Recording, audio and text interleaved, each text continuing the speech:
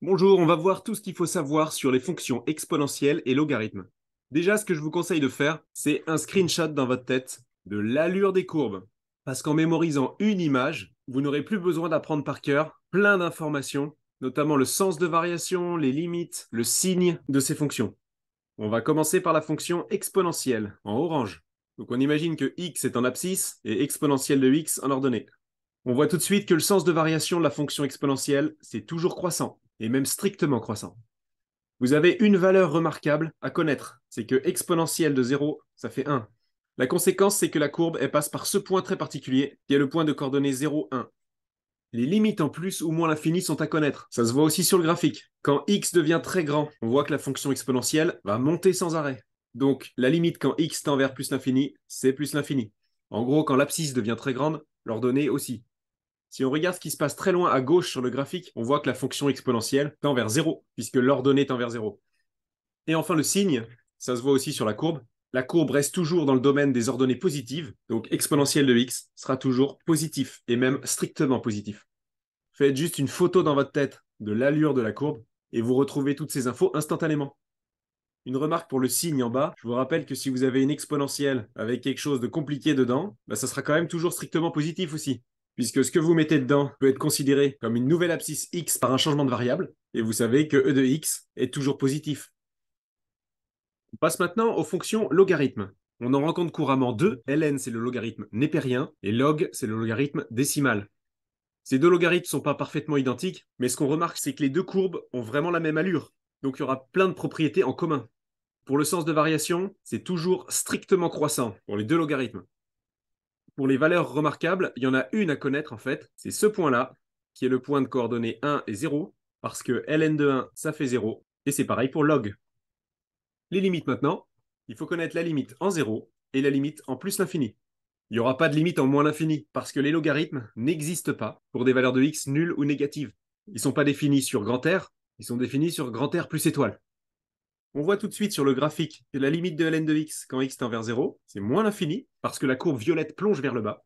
Et la limite de ln de x en plus l'infini, là c'est peut-être pas évident, on peut se demander, est-ce que les courbes vont augmenter indéfiniment, ou est-ce qu'elles vont finir par se stabiliser autour d'une valeur fixe? Eh bien, si on dézoomait la fenêtre du graphique, on pourrait constater qu'un logarithme, ça augmente tout le temps. Et donc la fonction finira par monter à plus l'infini. Pour la fonction log, les limites sont exactement les mêmes. Et enfin, le signe, c'est évident sur le graphique. Les logarithmes changent de signe quand x vaut 1. Ils sont d'abord négatifs avant d'être positifs. Les deux fonctions logarithmes ont le même tableau de signes. Quelques petites remarques pour finir. On voit que les deux logarithmes qu'on rencontre couramment sont quand même très proches. Est-ce qu'il n'y aurait pas une relation simple entre les deux? Bah oui, la fonction log, c'est la fonction ln divisée par ln de 10 qui est un nombre. Pour passer d'une fonction à l'autre, vous multipliez ou vous divisez par un coefficient constant qui est égal à ln de 10. Vous pouvez vérifier à la calculatrice. Une autre remarque, c'est que la fonction exponentielle de x se note souvent de manière abrégée e puissance x. Mais est-ce que c'est vraiment une puissance? Eh bien oui, car e est un véritable nombre qui vaut environ 2,72 avec une infinité décimale derrière. D'ailleurs, ça se voit graphiquement, il suffit d'aller chercher e puissance 1. Donc on se met à l'abscisse 1 et on lit l'ordonnée correspondante. C'est bien environ 2,72. Donc la notation e puissance x, c'est pas juste pour écrire rapidement, c'est réellement une mise à la puissance d'un nombre bien connu en maths qui s'appelle petit e.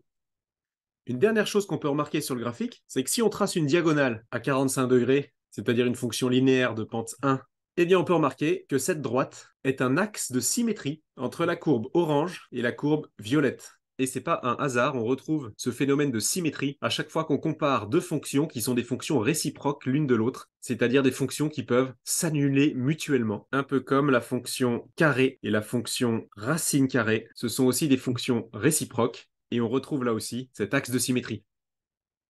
On va tout de suite détailler ce point. Deux fonctions réciproques, lorsqu'elles sont imbriquées l'une dans l'autre, elles vont en quelque sorte se neutraliser mutuellement.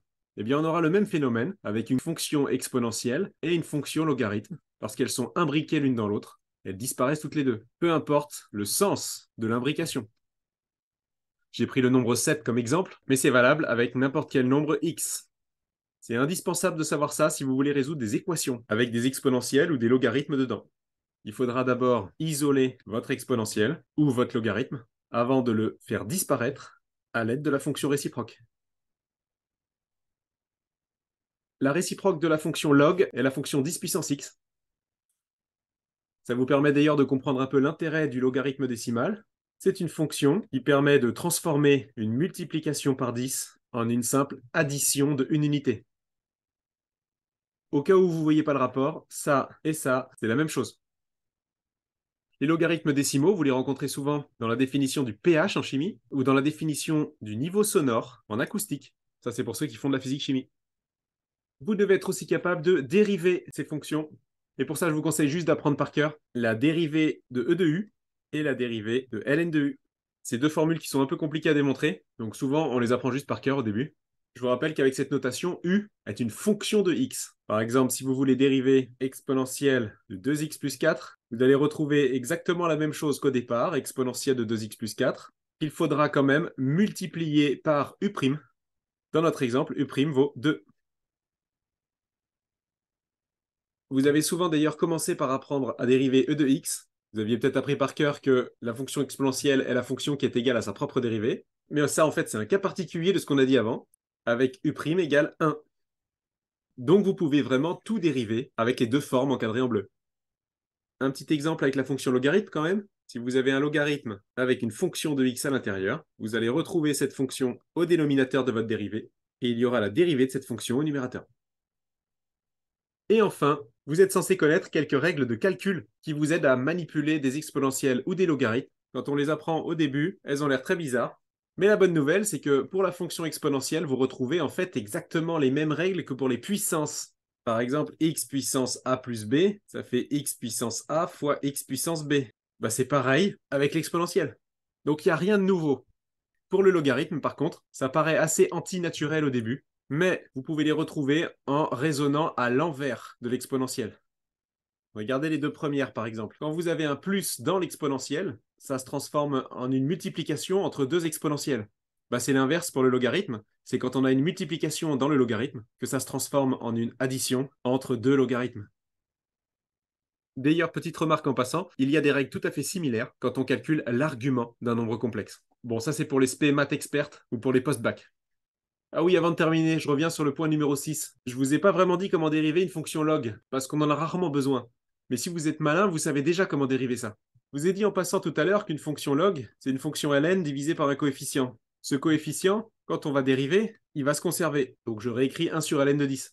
Et derrière, j'ai juste à dériver ln de x, et ça fait 1 sur x. Ce que j'ai dans mon logarithme, je l'appelle u, et je retrouve bien la forme u' sur u, qu'on a vu tout à l'heure.